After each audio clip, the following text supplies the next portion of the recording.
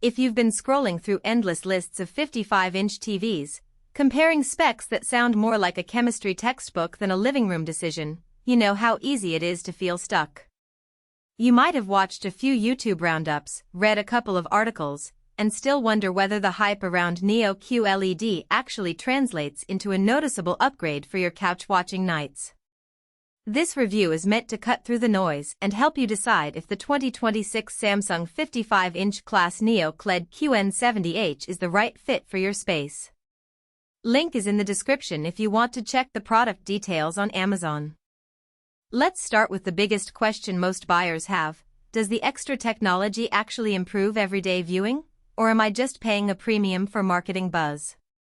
The Neo QLED platform uses quantum mini LEDs, which are essentially a much smaller version of the traditional LEDs you find in most LCD panels.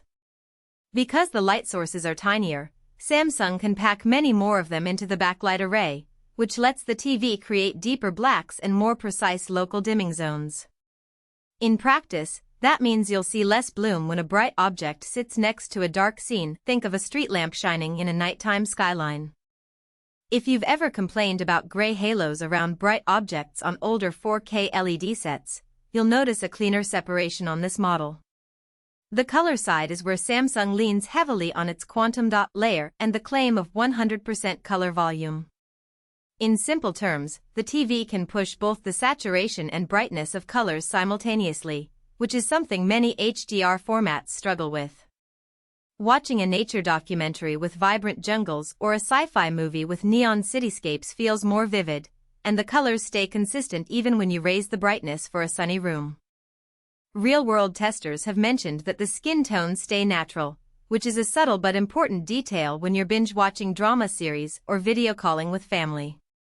One of the selling points Samsung touts is the NQ4 AI processor. It's not just a marketing label. The chip actually does on-the-fly upscaling of lower-resolution content. If you still have a mix of 1080p Blu-rays, older gaming consoles, or streaming services that haven't fully moved to 4K, the AI processor analyzes each frame and attempts to fill in missing detail, sharpen edges, and reduce noise. In my own test, a 1080p sports broadcast looked surprisingly crisp, with the motion remaining fluid and the lines on the field clearer than I expected. That said, the AI upscaling isn't a miracle. It can't turn a low-budget indie film into a cinema-grade masterpiece, but it does make everyday content look closer to native 4K without you having to upgrade every device.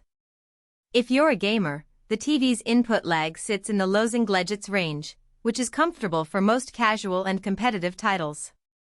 The 120Hz panel, the QN70H, handles fast motion well, so fast-paced shooters or racing games stay smooth without the blur you sometimes see on slower panels.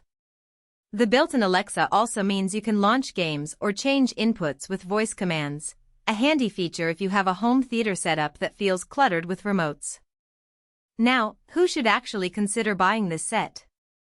First, anyone who already lives in a bright living room and has been frustrated by washed-out HDR on older LCDs will appreciate the brightness and contrast punch that the mini LED backlight delivers. If you enjoy streaming platforms that push HDR10+ content, Netflix, Amazon Prime Video, Disney+, you'll see a tangible boost in those titles because the TV can sustain higher peak brightness while keeping dark areas truly dark. It also makes sense for households that mix a lot of content sources, a 4K Blu-ray player, a couple of gaming consoles, and a streaming stick. The AI upscaling and wide color gamut help level the playing field so you don't notice when you switch between sources. On the flip side, if you're a strict budget shopper who's happy with a decent 1080p or entry-level 4K TV that only gets used for news and occasional movies, this model might feel like overkill. The price point is still anchored to Samsung's premium tier, and you won't get much extra benefit if your primary viewing is in a dimly lit bedroom where the deeper blacks aren't as noticeable. Also, if you're a purist who prefers OLED for its pixel-level dimming, the Neo QLED still relies on a backlight, which means you'll see a slight halo effect in extreme high-contrast scenes, not a deal-breaker for most, but worth noting. One practical weakness that shows up after a few weeks of use is the TV's reflective glass. Samsung opted for a glossy finish to preserve the peak brightness, and in a sun-filled room that can bounce light around. You'll still get a brighter picture, but you might need to angle the screen or use curtains to minimize glare during daytime viewing. It's not a defect, just a trade-off between brightness and anti-glare coating. Another point to consider is the Smart Hub experience. While Samsung's Tizen platform is packed with apps and generally responsive,